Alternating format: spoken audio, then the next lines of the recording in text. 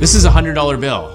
Now, what makes it worth $100? It's not even made out of paper anymore. It's some kind of plastic polymer. It doesn't have any real intrinsic value, but if The Simpsons has taught us anything, it's that money can be exchanged for goods and services. $20 can buy many peanuts. Explain how. Money can be exchanged for goods and services. Woohoo! So what would happen if I tried to make a copy of this?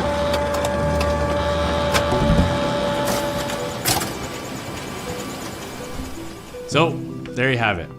You can't make a photocopy of a modern banknote with a modern photocopier. Why is that? Why do modern photocopiers not even let you try? Well, it's because that would be counterfeiting. You're supposed to be able to count on this being worth $100. And if somebody was running off thousands and thousands of copies of $100 bills, it would take away the value of the $100 that you earned legitimately. And over time, prices would go up and the money you worked so hard for would be worth less. So what would happen if someone did print off billions of dollars worth of new currency? You'll forgive me if I don't think about monetary policy. Unfortunately, that's exactly what's been going on for the past 2 years. Prices are rising today because the Bank of Canada was running the printing presses, buying up that government debt so that Trudeau could continue his spending, and in the meantime, flooding our economy with massive amounts of new money, not backed up by new economic activity or growth or anything like that, simply just creating money right out of thin air. And we are seeing the dramatic consequences of all that new money being created out of thin air. Things that were costing $10 or $15 just a couple of years ago are going for $20 and $25. Groceries, fuel, lumber, all going up through the roof. In other words, the money that you accepted as payment for your labor is worth less than what you were promised. And all of this is because the Bank of Canada bankrolled Justin Trudeau's deficits. So all that new money washed through our economy. There can be big winners and big losers when the Bank of Canada pours a whole bunch of new money into the economy. Who are the big winners? The people that get the money first. The large financial institutions that get to buy things before prices go up. They get to buy assets, they buy commodities, they buy shares, all kinds of things, real estate.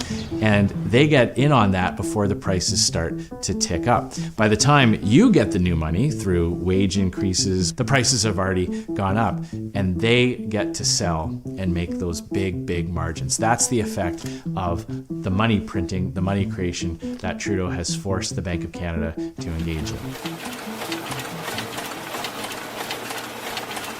So the effects of inflation are very real. I don't need to tell you how hard it is to make decisions based on higher prices. I've heard heart-wrenching stories of people in my own riding and across Canada being forced to make tough choices about whether or not to put their kids in activities or fuel up their car. I've met with people who said that they didn't put their children in sports this year because the fuel costs of driving around their community was getting out of hand. So Canadians are having to make really tough choices because of the decisions that Justin Trudeau made and because of the monetary policy in Canada right now.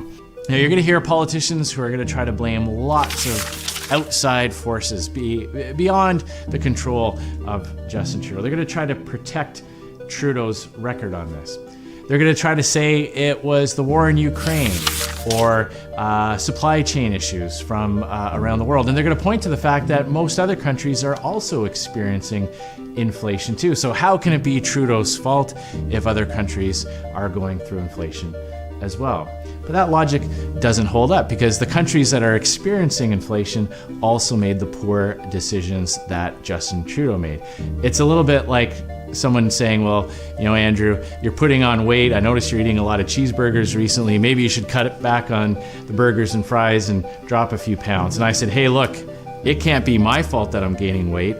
Everybody in my neighborhood is also gaining weight. So clearly it must be external factors beyond my control. It's complete nonsense. Inflation is happening because of Trudeau's deficits and the money printing at the Bank of Canada to pay for them. Now, Conservatives have been raising the alarm on this issue for some time, but no one has been more clear than Pierre Poilievre. I've endorsed Pierre to be leader of the Conservative Party of Canada for many reasons, but one of them is because he understands how important it is to get our monetary policy back under control. He knows how hard inflation hits hardworking moms and dads across the country. And he understands that the only way that you can tackle inflation is by tackling the massive deficits that Trudeau has run up. So while the corporate media and the liberal elites try to protect Justin Trudeau, Pierre Poilievre and the Conservatives are going to take the fight directly to him. We're going to get our country's finances back under control. That will get a grip on inflation and restore the value of the money that you worked so hard to earn. Thanks for watching.